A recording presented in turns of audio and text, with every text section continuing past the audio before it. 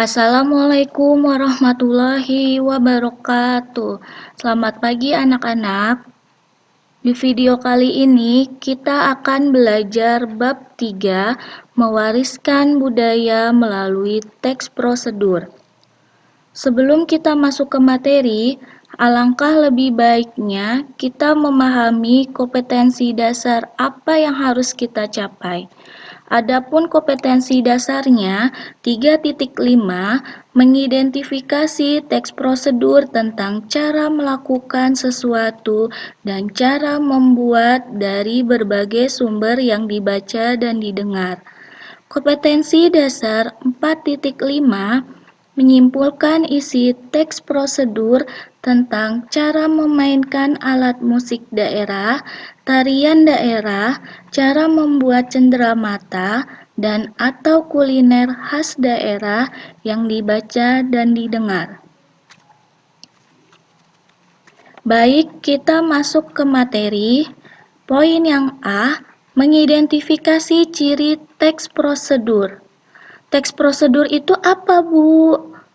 Teks prosedur merupakan sebuah teks yang berisikan langkah-langkah atau tahap-tahap untuk melakukan suatu hal, baik melakukan kegiatan tertentu ataupun membuat sesuatu yang disajikan dengan urutan-urutan tertentu.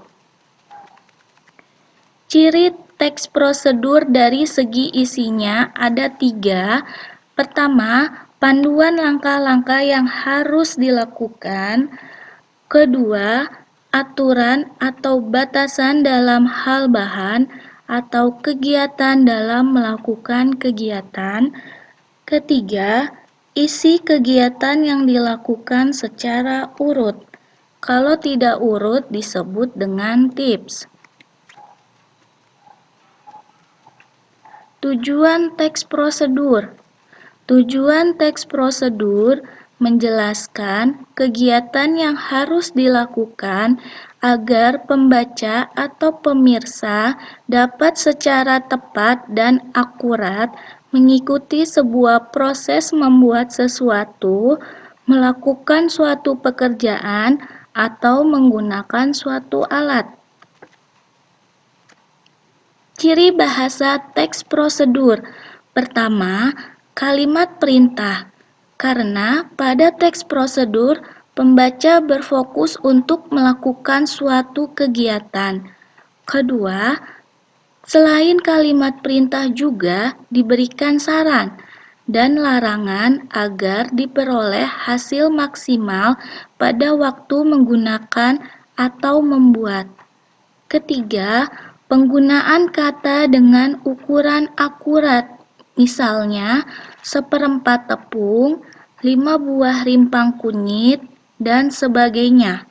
Keempat, menggunakan kelompok kalimat dengan batasan yang jelas, misalnya rebus hingga menjadi bubur, lipat bagian ujung kanan sehingga membentuk segitiga sama kaki. Jenis-jenis teks prosedur. Berdasarkan tujuannya, teks prosedur dibagi menjadi 3 jenis, yaitu pertama, teks prosedur untuk memandu cara menggunakan, memainkan suatu alat. Contoh, alat musik angklung, alat musik gitar, dan sebagainya.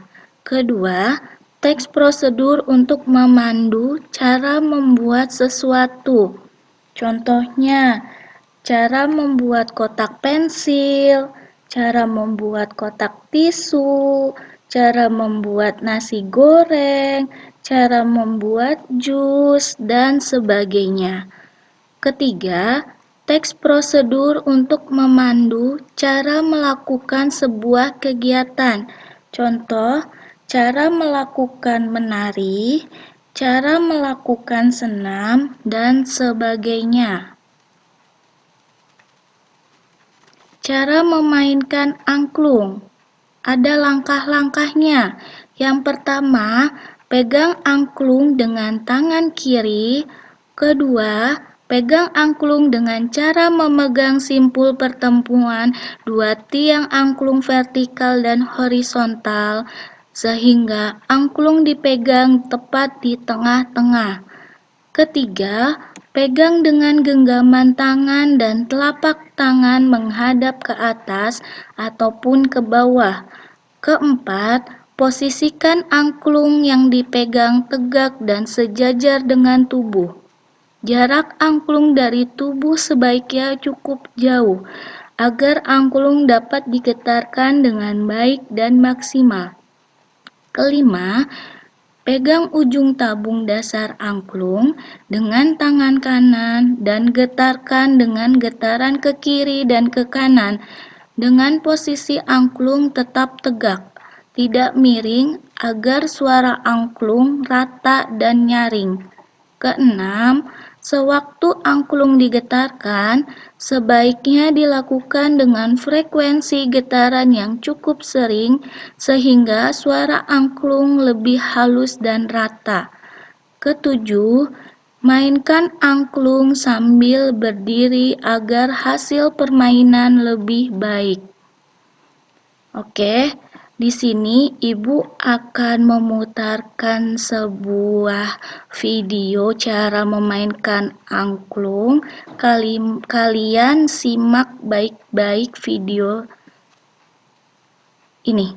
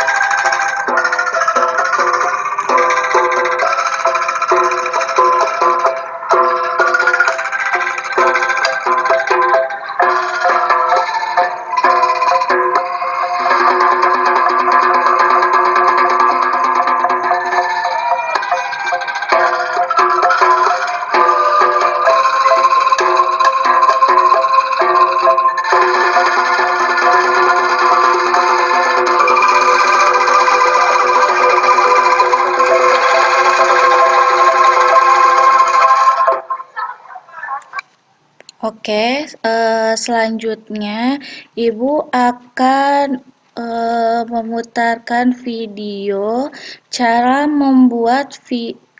membuat obat tradisional insomnia. Kalian simak videonya baik-baik.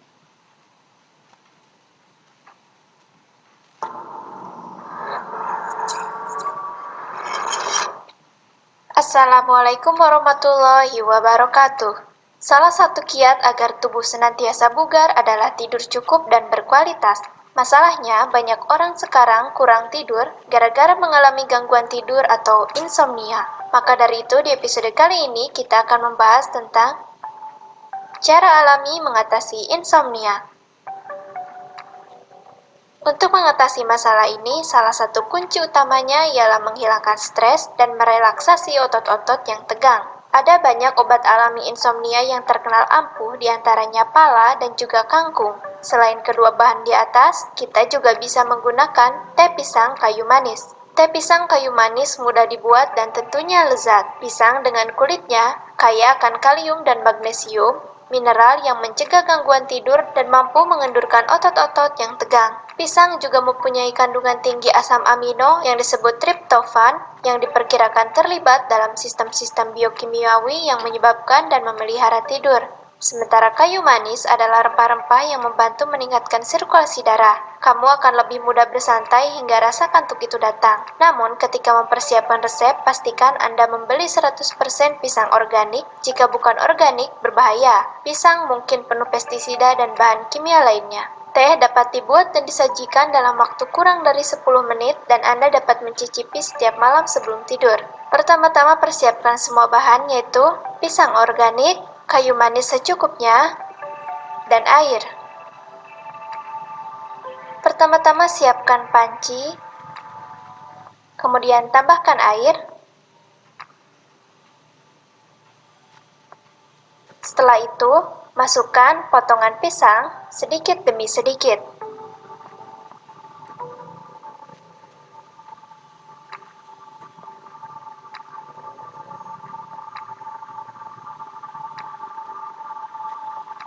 Setelah semua pisang dimasukkan ke dalam panci, lalu masukkan kayu manis. Kayu manis dapat berupa kayu manis bubuk maupun kayu manis batangan.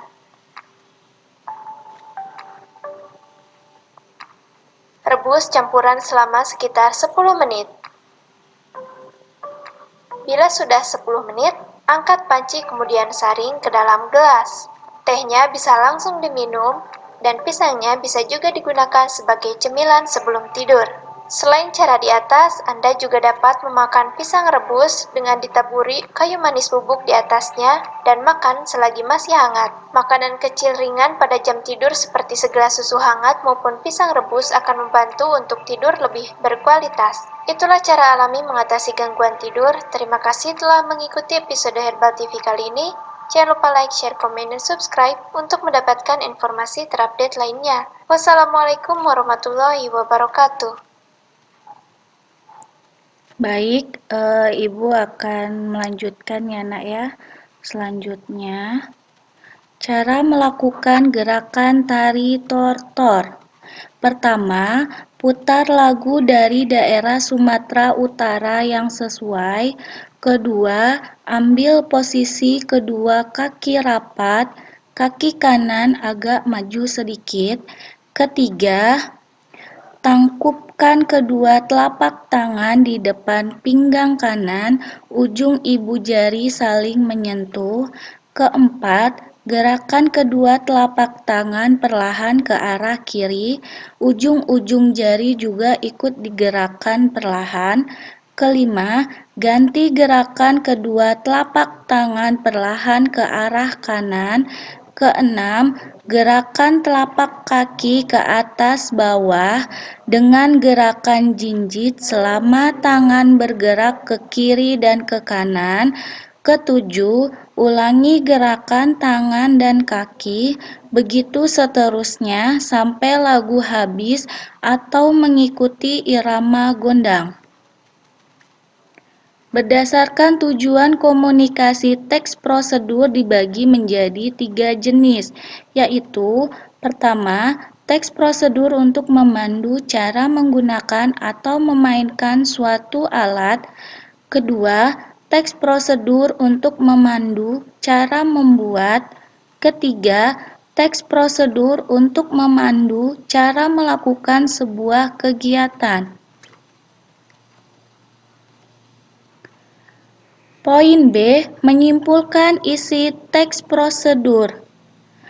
Apa Bu maksudnya menyimpulkan isi teks prosedur itu? Kesimpulan adalah inti sari dari sebuah teks atau langkah. Agar dapat menyimpulkan, maka kita harus membaca seluruh teks bacaan. Selain itu, kita bisa menuliskan ringkasan urutan langkah teks dengan bahasanya sendiri. Sini ada contoh teks 1 membuat batik tulis, kalian perhatikan.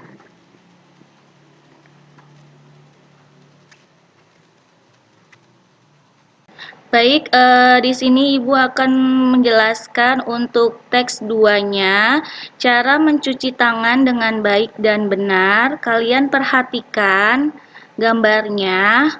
Kemudian di sini ada langkah-langkahnya.